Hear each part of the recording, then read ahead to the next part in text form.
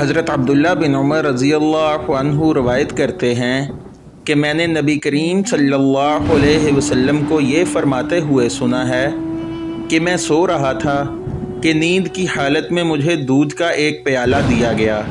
میں نے خوب اچھی طرح پی لیا، حتیٰ کہ میں نے دیکھا کہ دودھ کی تازگی میرے ناخنوں سے نکل رہی ہے۔ پھر میں نے اپنا بچا ہوا دودھ حضرت عمر بن خطاب رضی اللہ عنہ کو دے دیا۔ صحابہ کرام رضی اللہ عنہم نے پوچھا، آپ صلی اللہ علیہ وسلم نے اس کی کیا تعبیر لی؟